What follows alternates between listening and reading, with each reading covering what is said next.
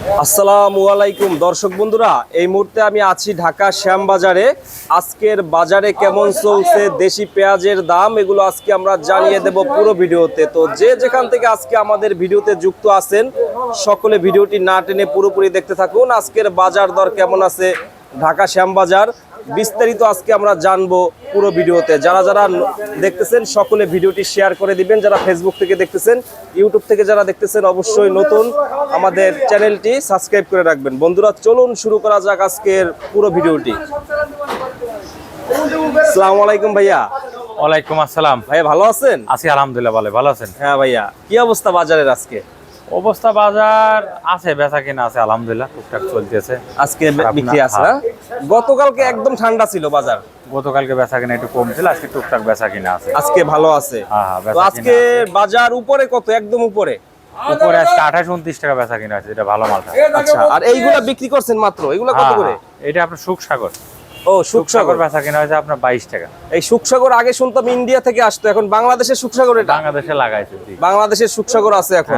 কেমন মান, কেমন ভাইয়া? না, মালের মান ভালো আছে, মান ভালো আছে। মালের মান ভালো বলে এই জন্য বেচা কিনা হচ্ছে এবং কাস্টমার ধরতেছে। আর যদি মালের মানটা খারাপ হইতো তাহলে আর ধরতো না। ওই যে একটা মালের মান খারাপ, ওইটা আপনার ধরাতেই পারতেছি না, ওইটা ধরতেছে না। এই যে একটা মাল দেখেন মোটা মাল, এটা এই মাল ধরে কম। এটা আপনার ইন্ডিয়ান বীজ বাংলাদেশে লাগাইছে, কিন্তু এই মাল ধরে না। এইটার ভিতরে কি পানি আছে ভাই? এই পেঁয়াজে একটু পানি আছে, পানি ভিতরে ধরে না। জি জি, এটা কি এই বৃষ্টির কারণে পানি হইছে নাকি অটোমেটিক পানি? এই বৃষ্টির কারণে আপনার পেঁয়াজটা এরকম নষ্ট হয়েছে। যদি বৃষ্টি না হতো তাহলে আর এই পেঁয়াজ নষ্ট হইতো না। এইটা নষ্ট হইতো না? না, তাহলে পেঁয়াজ আল্লাহর রহমতে নষ্ট হইতো না।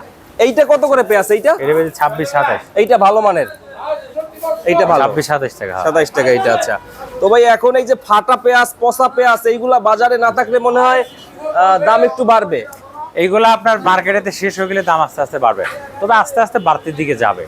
সামনে দাম বাড়বে, কমছে আর কমবে না, কারণ নিয়ম মালগুলো শেষ হয়ে গেলে, নিয়ম মাল পিরাই করে শেষ হয়ে গেছে, এই মালগুলো 2-4 দিনের মধ্যে পরিষ্কার হয়ে গেলে পরে আস্তে আস্তে বাজার বাড়তির দিকে যাবে। বুঝছেন, রাখি ব্যবসায়ীরা ভাইয়া একটু হতাশায় আছে যে দাম বাড়বে কিনা কমবে। বাজার বাড়বে, বুঝছেন, বাজার বাড়বে, কিন্তু মেন কথা যে পেঁয়াজ যে রাখবে, সে রাখার মতন তারা ভালো মাল পাচ্ছে না। তো বুঝছেন, রাখার মতন ভালো মাল পাচ্ছে না। যদি রাখার মতন ভালো মাল পাইতো তাহলে আপনার এতদিন কেনা শুরু হয়ে যেত।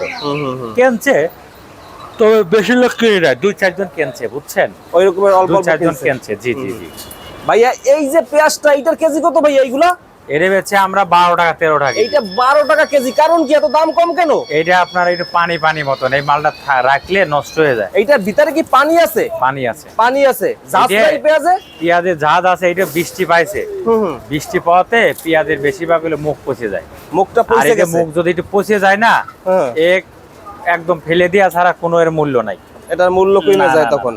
আচ্ছা, এখানেও আমরা দেখতেছি এই যে পেঁয়াজ ভাইয়া, এই যে বড় সাইজের পেঁয়াজ, এইগুলার কেজি কত আজকে? এই যে এইগুলা এরই বেচে 12 টাকা 13 টাকা। এটা 12 টাকা 13 টাকা। আচ্ছা, এটা কি ভিতরে কি পানি ভাইয়া? পানি। এই দেখেন, আমি আপনাকে দেখাই একটা মাল। দেখান তো ভাই, দেখান তো। এই দেখেন, এই যে পচা মাল দেখছেন, এই মালটা দেখেন, এই পিঠ ভালো না, আর এই পিঠ একবারে পচা। আচ্ছা আচ্ছা আচ্ছা, এই মালের কোনো মূল্য নাই, কে খাতে পারবে না এইগুলা।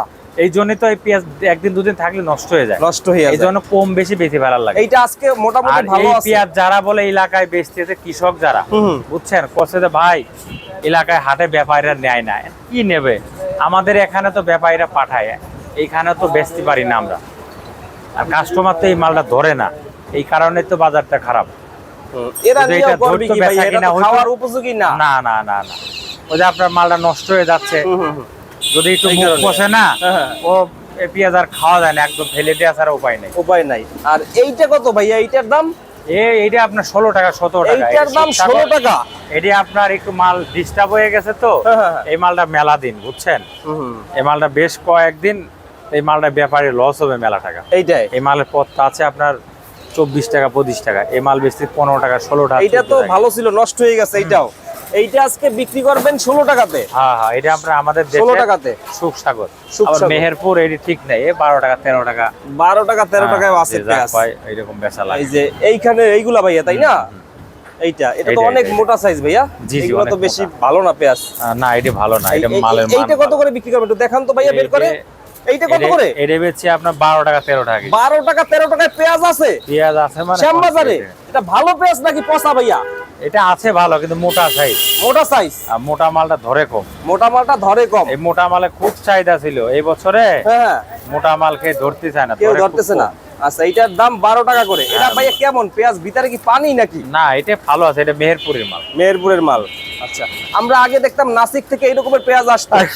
ওই পেঁয়াজটাই বাংলাদেশে চাষ হইতেছে হ্যাঁ, এখন? বাংলাদেশে এখন চাষ হয়। বাঙালি লোক বুঝে গেছে চাষ করা। কৃষক তো তাহলে দেখিয়ে দিয়েছে।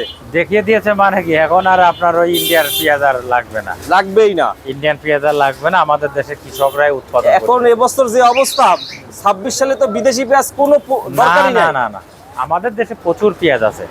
আমাদের দেশের পেঁয়াজই তো বেশি শেষ করতে পারবো না, তাহলে আপনার বিদেশি পেঁয়াজ লাগবে কেন?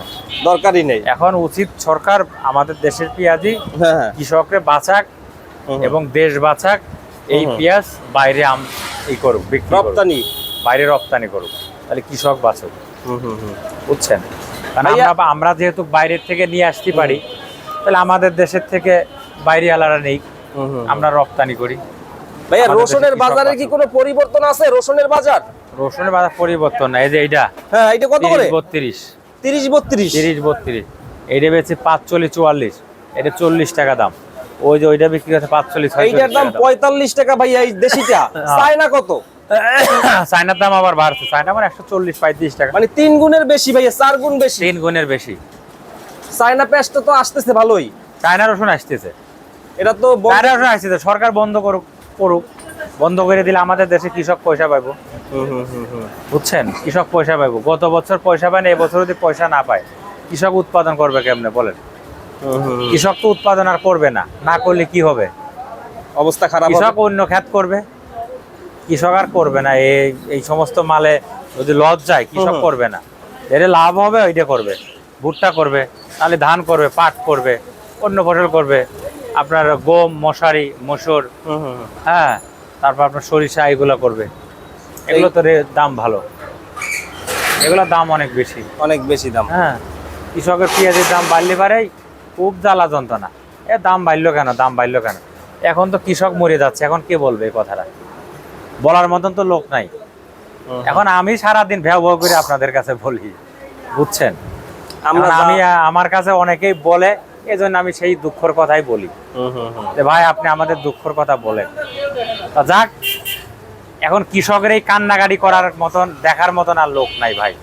আমার কাছে বলে, আমি সেইটাই আপনাদের মাধ্যমে তুলে ধরি।